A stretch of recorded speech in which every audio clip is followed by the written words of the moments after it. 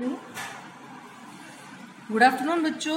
देखो बेटा, हम रीढ़ की हड्डी एकांकी की जो समरी है वो जूम क्लास में कर चुके थे। इस एकांकी के थ्रू लेखक क्या मैसेज देना चाहता है समाज का, ये बताया मैंने। इसके मुख्य पात्र मैंने जो आपको बताया कि क्वेश्चंस किस प्रकार के पूछे जाते हैं। इस एकांकी के जो मुख्य पात्र हैं वो समाज की किस विचारधारा को लेकर बढ़ते हैं, किस विचारधारा को लेकर चलते हैं और समाज को क्या प्रेरणा देते हैं, ये सब बातें बताई। एक बार मैं फिर बता देती हूँ मुख्य पात्र कौन कौन है और वो किस किस विचारधारा को लेकर आए हैं। तो रीढ़ की हड्डी रिटन बाय जगदीश चंद्र माथुर। देखो बेटा, मुख्य पात्र कौन है। सबसे मुख्य पात्र है इसमें उमा नाम की एक लड़की है जिसके पिता का नाम राम स्वरूप है। यह एक आधुनिक विचारधारा की लड़की है, जागरूक है तथा स्वाभिमानी लड़की है, जो मेकअप वगैरह में और इनमें बिल्कुल विश्वास नहीं करती, बिल्कुल सीधी और सिंपल तरीके से रहते हैं। ठीक है ना। दूसरा है बेटा शंकर। ये शंकर वो लड़का है जो उमा को देखने के लिए आता है, मतलब उमा से शंकर की शादी की बात चलती है और ये रिश्ते के चक्कर में उमा के घर आता है। इत्तेफाक से ये वही लड़का होता है जो उमा के साथ ही बॉयज हॉस्टल में पढ़ता है। उमा जहाँ गर्ल्स हॉस्टल में पढ़ती है, शंकर बॉयज हॉस्टल का लड़का है। लेकिन शंकर है ये एक तरह से जिसको कहे पिता, इसका खुद का कोई व्यूज नहीं है, खुद की कोई विचारधारा नहीं है। ये पिता के इशारों पर नाचता है। स्वाभिमान नाम की इसमें कोई चीज नहीं है। यहाँ तक कि नौकरानी के पैरों में पड़ के माफी भी मांगता है। वहां हॉस्टल में इसने कोई कुछ मतलब गलत हरकतें की, उसके कारण हॉस्टल की नौकरानी से भी इसे माफी मांगनी पड़ती है। मतलब इसमें स्वाभिमान नाम की कोई चीज नहीं है। और एक है गोपाल प्रसाद। ये गोपाल प्रसाद शंकर का ही पिता है बेटा। ये निहायती दकियानुसी विचारधारा का आदमी है जो शादी जैसे पवित्र बंधन को भी बिजनेस का नाम देता है। ठीक है, ये मैं सब बता चुकी थी आपको। राम स्वरूप एक मजबूर पिता है बेटा, जो स्त्री शिक्षा के पक्ष में तो है और उसी चीज को आगे चलते बढ़ाते हुए, मतलब स्त्री शिक्षा के पक्ष में रहते हुए इसने अपनी बेटी को पूरी पढ़ाई करवाई। लेकिन जब शादी की बात आती है तो एक अच्छे घर में अपनी बेटी का रिश्ता तय करने के लिए ये अपनी बच्ची की पढ़ाई तक को भी छुपा जाता है। ठीक है ना। तो एक मजबूर पिता है, एक तरह से वो एक पिता का हृदय भी तो रखता है बेटा। दूसरा है प्रेमा। ये राम स्वरूप और उमा, मतलब राम स्वरूप की पत्नी है, उमा की माँ है। रतन, रतन राम स्वरूप के घर का नौकर है। ठीक है बेटा, राम स्वरूप का नौकर है ये हमारे पात्र हैं टोटल। चलो अब हम इस वन एक्ट प्ले को पढ़ते हैं। बिल्कुल मेरी आवाज को ध्यान से सुनिए, मैं हर पात्र का रोल अदा करूंगी। ठीक है ना। बहुत मजेदार वन एक्ट प्ले है और आप बहुत मजे से पढ़ेंगे इसको। देखिए, पहले स्टेज आता है। क्यों, मैंने आपको उस दिन बताया था कि एकांकी का सीधा सीधा जो संबंध होता है बेटा वो स्टेज से होता है। ठीक है, तो मैं एक स्टेज लेकर आती हूँ और वो स्टेज किस टाइप का है ये सब मैं आपको बता रही हूँ। देखो हमारा स्टेज कैसा है। मामूली स्टेज पे क्या है, मामूली तरह से सजा हुआ एक कमरा। अंदर के दरवाजे से आते हुए जिन महाशय की पीठ नजर आ रही है वे अधेड़ उम्र के मालूम होते हैं। मतलब स्टेज पर एक रूम दिखाया गया है और उस रूम में एक अधेड़ उम्र का आदमी किसी चीज को पकड़ के पीठ के बल चल रहा है। तो देखिए, मतलब पीछे के बल, पीछे वाला पोर्शन है ना उसका, वो दिखाई दे रहा है।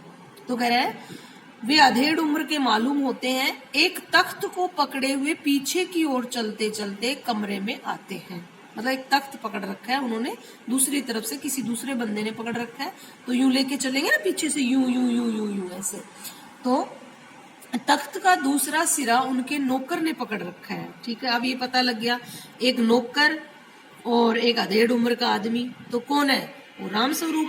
अब राम स्वरूप के कैरेक्टर के बारे में आएगा तो सबसे पहला ही तो देखो बेटा, मेरे अब आप छोटी क्लासों के बच्चे नहीं हो, चैप्टर को पढ़ते हुए मेरी बातों को समझते हुए आप लोग अपने आंसर्स देने सीखेंगे कि राम स्वरूप के कैरेक्टर के बारे में 5 लाइनें लिखनी पड़ेंगी आपको।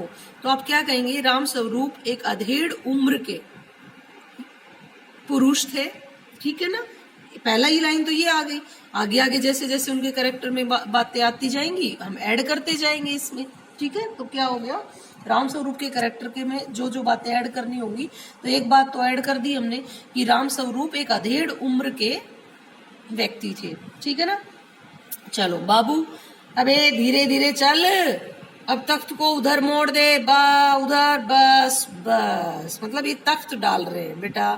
देखो मैं सीधी सीधी बात तो ये है कि इनके घर आज लड़के वाले आने वाले हैं उमा को देखने के लिए, जो राम स्वरूप की बेटी है ना, मुख्य पात्र बताया था मैंने। तो ये अपने थोड़ा सा अरेंज कर रहे हैं, सामान को व्यवस्थित तरीके से जमा रहे हैं।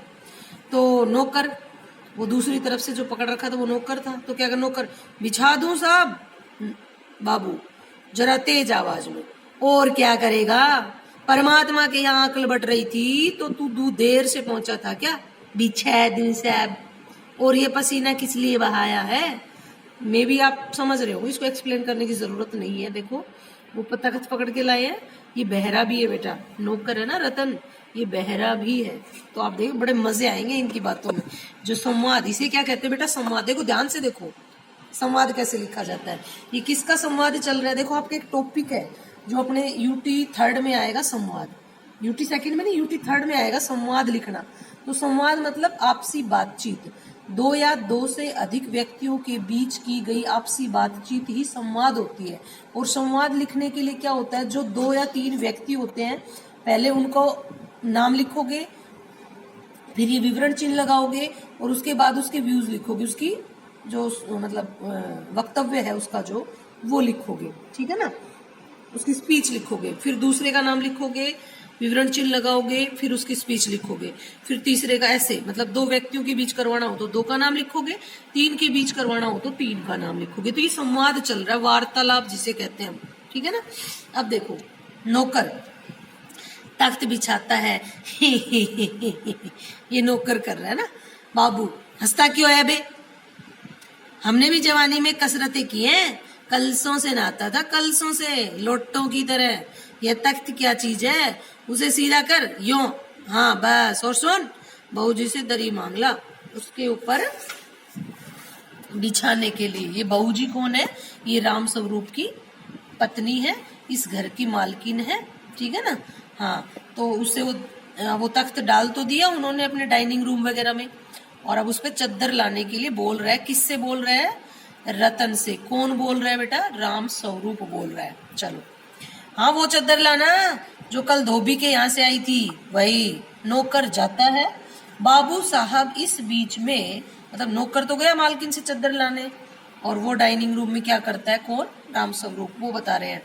बाबू साहब इस बीच में मेज पोस्ट ठीक करते हैं, एक झाड़न से गुलदस्ते को साफ करते हैं, कुर्सियों पर भी 2-4 हाथ लगाते हैं। सहसा घर की मालकिन प्रेमा आती है। गंदुमी रंग, छोटा कद, चेहरे और आवाज से जाहिर होता है कि किसी काम में बहुत व्यस्त है।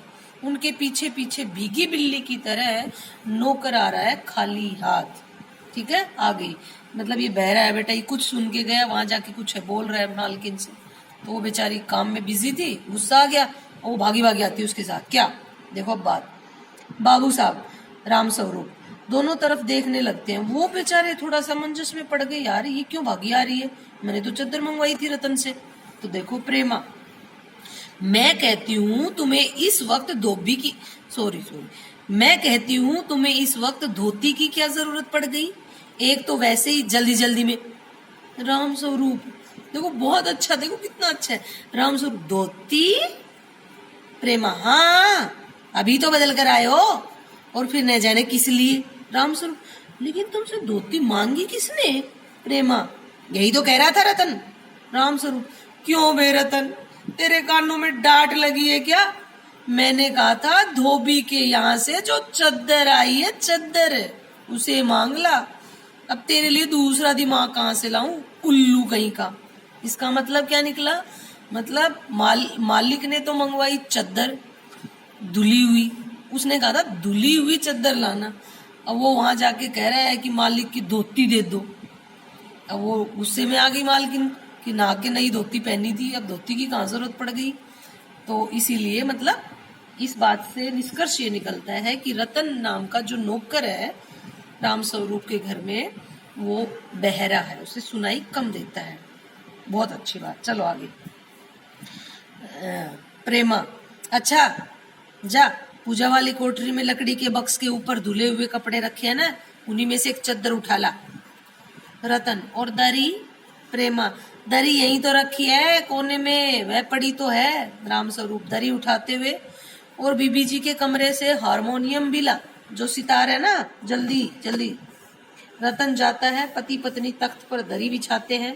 प्रेमा, लेकिन वह तुम्हारी लाडली बेटी तो मुंह फुलाए पड़ी है। अब ये लाडली बेटी कौन है बेटा? ये लाडली बेटी उमा है। उसने मुंह क्यों फुला रखा है? उसकी कई कारण है। पहला कारण तो ये कि पिता उसको समझाते हैं कि जो जो बात तेरे से पूछी जाए उनका उस हिसाब से ही जवाब देना जो सही लगे, चाहे उसमें झूठ क्यों ना बोलना पड़े। दूसरी बात, उसकी शिक्षा को छुपाते हैं। तीसरी बात, लड़की पढ़ लिख कर अपने पैरों पे खड़ी होना चाहती है, लेकिन पिता को उसके शादी की चिंता वो जो नहीं चाहती। मतलब इसके कई कारण हैं, वो हम बाद में भी एक्सप्लेन करते हैं, जो उमा के व्यक्तित्व में जोड़ने में, उमा के कैरेक्टर में जोड़ दी ये सारी बातें। ठीक है, आगे देखो। राम स्वरूप, ये किसने कहा कि कौन मुंह फुलाई पड़ी है? बेटा ये बात कही है प्रेमा ने, राम स्वरूप की पत्नी ने राम स्वरूप से, कि तू तो ये सारी व्यवस्थाएं कर रहा है, लेकिन तेरी बेटी को तो समझा, वो तो मुंह फुलाए पड़ी है। भाई देखने तो उसी को आने वाले हैं लड़के वाले। तो राम स्वरूप मुंह फुलाए, और तुम उसकी माँ किस मर्ज की दवा हो? भाई मुंह फुला रखा है तो तुम उसकी माँ हो, समझाओ। जैसे तैसे करके तो वे लोग पकड़ में आए हैं। अब ये वे लोग शब्द किसके लिए बेटा? ये लोग किसके लिए यूज हुए यहाँ पर? ये शंकर और गोपाल प्रसाद, मतलब लड़के वालों के लिए। तो कह रहा जैसे तैसे तो वे लोग पकड़ में आए, अब तुम्हारी बेवकूफी से सारी मेहनत बेकार हो जाए तो मुझे दोष मत देना। तुम्हारी बेवकूफी से, ये तुम्हारी शब्द किसके लिए आया? ये प्रेमा के लिए। ठीक है ना, राम स्वरूप अपनी पत्नी से कह रहा है कि तेरी वजह से अगर कोई गड़बड़ हो गई ना तो फिर मुझे मत कहना। बहुत मतलब बहुत अच्छे घर बार वाला बंदा है वो। तो मेरे हिसाब से राम स्वरूप का मानना है कि उसके साथ हमारी बेटी की शादी कर देनी चाहिए। आगे देखो, प्रेमा, तो मैं ही क्या करूं, सारे जतन करके तो हार गई। तुम्ही ने उसे पढ़ा लिखा कर इतना सिर चढ़ा रखा है। मेरी समझ में तो ये पढ़ाई लिखाई के जंजाल आते नहीं। अपना जमाना अच्छा था। बेटा बहुत अच्छा प्रश्न बनेगा। राम स्वरूप, गोपाल प्रसाद, ये हर बात पर एक तकिया कलाम है इनका। कौन सा? एक जो सेंटेंस है वो इनका तकिया कलाम है, और वो सेंटेंस है एक हमारा जमाना था। मतलब ये हर बात पर हमारा जमाना कहकर इस चीज का हवाला देंगे कि एक हमारा जमाना था। तो मतलब समय परिवर्तनशील है, और समय के साथ साथ बेटा सभ्यता और संस्कृति का भी विकास होता है। लोगों की विचारधारा, लोगों की जो सोच है वो बदलती रहती है। तो हमें उस सोच के अनुसार ही काम करना चाहिए, ना कि समय का हवाला देना चाहिए। इस टाइप से इसका आंसर बनेगा। ठीक है, मैं बाद में बता दूंगी, बाकी आप तो ध्यान से पढ़ते जाइए। आगे देखो, राम स्वरूप, हाँ हाँ क्या है, जमाना अच्छा था। आ ई पढ़ ली, गिनती सीख ली, और बहुत हुआ तो स्त्री सुबोधिनी पढ़ ली। ये स्त्री सुबोधिनी बेटा महिलाओं की एक मैगजीन निकलती थी, न्यूज़पेपर टाइप। ठीक है ना, वो निकलती थी। बोल ज्यादा हुआ तो वो पढ़ ली, चिट्ठी पत्री पढ़ ली, बस। और पढ़ के क्या करना है? ये कौन कह रही? प्रेमा कह रही है कि आपने अपनी बेटी को पढ़ा लिखा के सिर पे चढ़ा ली है। भाई हमारा जमाना अच्छा था। आई मतलब थोड़ा चिट्ठी पत्री पढ़नी सीख ली, बस हो गई पढ़ाई। लेकिन आप तो पढ़ा के उसको पता नहीं क्या करवाओगे। अब लोग वो मान नहीं रही है, तो ये भी बेचारी थोड़ा सा कसम में पड़ गई। सच पूछो तो स्त्री सुबोधिनी में ऐसी ऐसी बातें लिखी हैं, ऐसी बातें कि क्या तुम्हारी बीए एमए की पढ़ाई होगी। मतलब एक मैगजीन है, और उस मैगजीन के बारे में प्रेमा कह रही है कि स्त्री सुबोधिनी में ऐसी ऐसी बातें हैं कि आज की पढ़ाई को भी फेल करती है वो। मतलब ये एक अनपढ़ महिला टाइप की है, थोड़ी कम पढ़ी लिखी है, तो इसको इतनी नॉलेज नहीं है। ये अपने ऐसे आर्ग्यू पेश कर रही है। और आजकल के तो लक्षण ही अनोखे हैं। लक्षण बेटा लक्षण का तद्भव रूप है। तत्सम संस्कृत का शब्द है लक्षण, और उसी का हिंदी रूप है लक्षण, जिसको हम तद्भव बोलते हैं। आगे देखो, राम स्वरूप, ग्रामोफोन बाजा होता है ना, बहुत अच्छी बात है। पहले बेटा ये अपने आज का जो ये म्यूजिक इंस्ट्रूमेंट है ग्रामोफोन बाजा, आज जैसे हमारे टेप रिकॉर्डर वगैरह है, मोबाइल वगैरह पे अपन म्यूजिक सुनते हैं ना, इस टाइप का एक म्यूजिक इंस्ट्रूमेंट है। तो ये रामस्वरूप कहता है ग्रामोफोन बाजा है ना प्रेमा। क्यों? रामस्वरूप दो तरह का होता है, एक तो आदमी का बनाया हुआ, उसे एक बार चलाकर जब चाहे तब रोक लो। मतलब एक तो जो इंस्ट्रूमेंट होता है वो भाई आदमी मेड बाई मैन, कि भाई उसको तो जब स्विच उसका ऑन करो चालू, ऑफ करो बंद। लेकिन और दूसरा जो ग्रामोफोन होता है ना वो परमात्मा का बनाया हुआ, रिकॉर्ड एक बार चढ़ा तो रुकने का नाम नहीं। ये पति पत्नी की मीठी मीठी खट्टी मीठी नोक झोंक है बेटा। ये दूसरा परमात्मा का बनाया हुआ ग्रामोफोन बाजा किसे बताया गया है बताओ? ये प्रेमा को बताया गया है कि वो बोलती जा रही है ना, तो रामस्वरूप परेशान हो जाता है। वो कहता है कि ग्रामोफोन बाजा होता है ना वो दो प्रकार का होता है, एक तो आदमी बनाता है जिसको जब ऑफ करे तो ऑफ और ऑन करे तो ऑन, और एक परमात्मा का बनाया हुआ तू अपनी प्रेम पत्नी के लिए बोल रहा है, प्रेमा के लिए, जो एक बार बोलने लग गई तो बोलने ही जा रही है। प्रेमा हटो भी, तुम्हें ठिठोली ही सूझती रहती है। यह तो होता नहीं कि उस अपनी उमा को राह पर लाते। अब देर ही कितनी रही उन लोगों के आने में। रामस्वरूप तो क्या हुआ क्या? प्रेमा तुम्ही ने तो कहा था कि जरा ठीक ठाक करके नीचे लाना। आजकल तो लड़की कितनी सुंदर हो, बिना टिमटम के भला कौन पूछता है। किसी मारे मैंने तो पाउडर वोडर उसके सामने रखा था, पर उसे तो इन चीजों से न जाने किस जन्म की नफरत है। मेरा कहना था कि आंचल में मुंह लपेट कर लेट गई। मैं बाज आई तुम्हारी इस लड़की से। अब क्या कह रही है? मेकअप सेकअप की बात कर रही है कि मैंने तुम्हारी बेटी को मेकअप का जो सामान होता है वो दिया था कि चाहे आजकल तो कितना ही सुंदर हो, मेकअप वेकअप तो करना ही पड़ता है। लेकिन बेटी ने मुंह फुला लिया और लेट गई। मतलब उमा सीधी और साधारण लड़की है, उसे बाहरी दिखावे से कोई मतलब नहीं है। वो प्राकृतिक चीजों में विश्वास करती है, वो जैसी है वैसी दिखना चाहती है।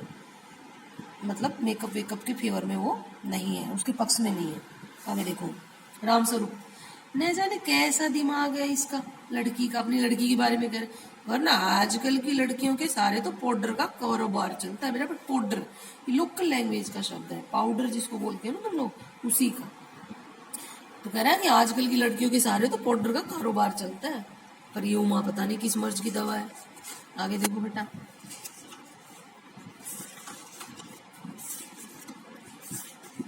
आ जाओ। प्रेमा अरे मैंने तो पहले ही कहा था एंट्रेंस ही पास करा देते लड़की, अपने हाथ रहती और इतनी परेशानी न उठानी पड़ती। पर तुम तो मतलब 10वीं करवा देते ज्यादा से ज्यादा।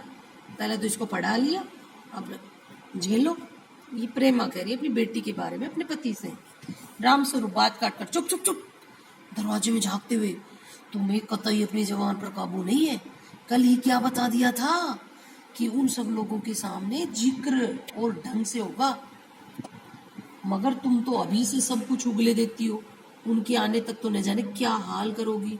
इसका मतलब ये, इसने सबको हिदायत दे रखी है कि उमा की पढ़ाई के बारे में उन लोगों से कोई भी डिस्कशन नहीं होगा। क्यों? वो लोग ज्यादा पढ़ी लिखी लड़की के फेवर में नहीं है।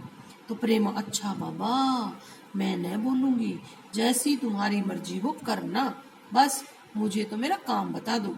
रामस्वरूप तो उमा को जैसे हो तैयार कर लो, नए सही पाउडर, वैसे कौन सी बुरी है, पान दे लेकर भेज देना उसे। और नाश्ता तो तैयार है ना, रतन का आना आ गया। रतन उधर ला, उधर बाजा नीचे रख दे, चद्दर खोल पकड़ तो जरा उधर से। अब ये चद्दर बिछाते हैं प्रेमा। नाश्ता तो तैयार है, मिठाई तो वे लोग ज्यादा खाएंगे नहीं, कुछ नमकीन चीजें बना दी हैं, फल रखे हैं ही, चाय तैयार है और टोस्ट भी, मगर हाँ मक्खन तो आया ही नहीं। रामस्वरूप क्या कहा? मक्खन नहीं आया? तुम्हें भी किस वक्त याद आई है? जानती हो कि मक्खन वाले की दुकान दूर है और तुम्हें तो ठीक वक्त पर कोई बात सूझती ही नहीं। अब बताओ रतन मक्खन लाए कि यहाँ का काम करे? दफ्तर के चपरासी से कहा था आने के लिए, 100 नखरों के मारे। मतलब अब ये कह रहा कोई चीज है मक्खन, मतलब खाने की कोई चीज के साथ चाहिए था। अब वो मना कर रहा है कि भाई रतन तो यहाँ का काम करेगा और वो लोग आने वाले हैं, इतनी जल्दी मक्खन अरेंज नहीं हो पाएगा, मक्खन की व्यवस्था नहीं हो पाएगी।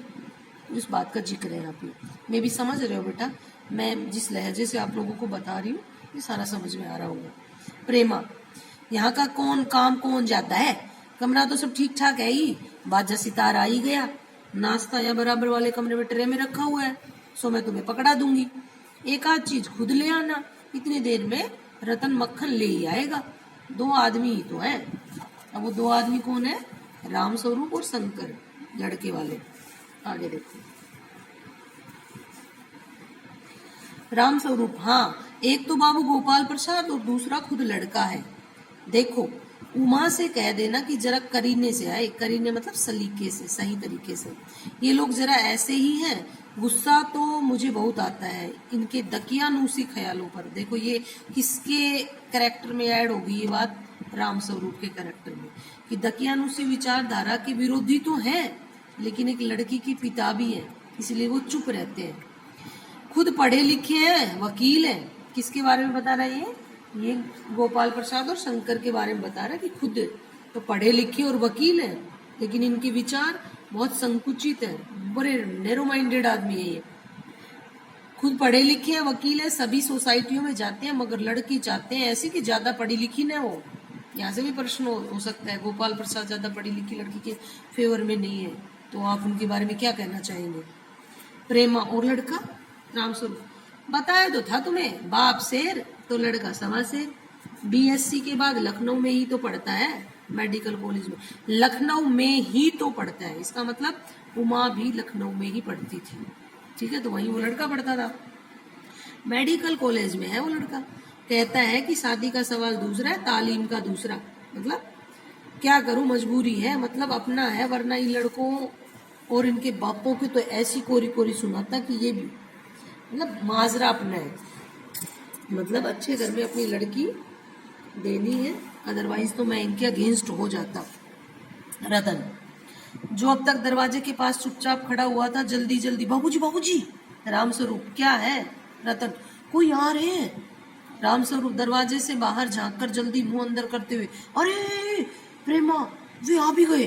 नौकर पर नजर पड़ते ही, अरे तू यही खड़ा है बेवकूफ, गया नहीं मक्खन लाने, सब चौपट कर दिया, अबे उधर से नहीं अंदर के दरवाजे से जा। नौकर पर झिड़क रहे हैं कि मक्खन ले आ तू। नौकर अंदर आता है और तुम जल्दी करो प्रेमा, उमा को समझा देना, थोड़ा सा गा देगी, मतलब गाना वाना। प्रेमा जल्दी से अंदर की तरफ आती है, उसकी धोती जमीन पर रखे हुए बाजे में अटक जाती है। प्रेमा, ये बाजा मैं नीचे ही रख गया, कमबख्त। रामस्वरूप, तुम जाओ, मैं रखे देता हूँ, जल्दी। प्रेमा जाती है, बाबू रामस्वरूप बाजा उठाकर रखते हैं। किवाड़ों पर दस्तक, दस्तक मतलब आने की आहट सुनाई देती है। रामस्वरूप, आइए आइए। तब रामस्वरूप उनका स्वागत करते हैं। कोई किसका, गोपाल प्रसाद और शंकर का। बाबू गोपाल प्रसाद और उनके लड़के शंकर का आना होता है। आंखों से लोक चतुराई टपकती है। देखो बेटा, अब ये किसके करेक्टर में ऐड करनी है ये बातें, ये गोपाल प्रसाद के करेक्टर में ऐड करनी है कि वो मतलब उसकी आंखों से निहायती चतुराई टपकती है। अधेड़ उम्र का ये है। आवाज से मालूम होता है कि काफी अनुभवी और फितरती महाशय है। मतलब गोपाल प्रसाद एक अनुभवी और फितरती महाशय थे।